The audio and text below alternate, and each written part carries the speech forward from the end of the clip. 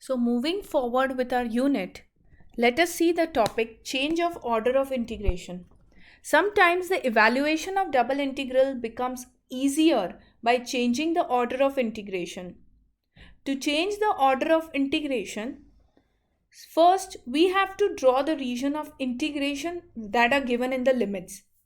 So if the earlier type, that is finding the limits of integration, is clear to you, this topic change of order becomes easier for you to solve, right? So now sometimes it may happen that my integration f of xy, which is given here, right? First you will, this is there, that is you have to integrate with dy and then with x. And it is difficult or even impossible to integrate with respect to y first. So sometimes it may be impossible to integrate with respect to y first.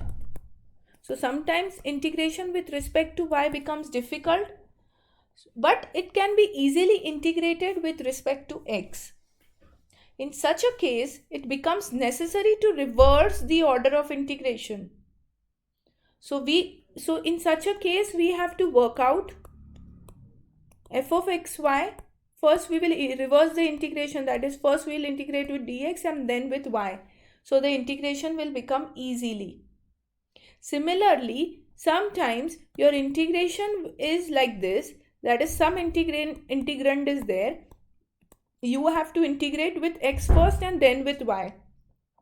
So if it becomes difficult to integrate this case, sometimes we'll have to reverse the order.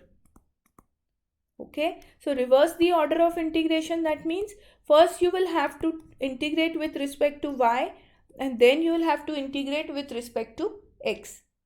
This is called change of order, right? So now we will see how to change the order. Obviously, we cannot directly change the order. There is some procedure how to change the order.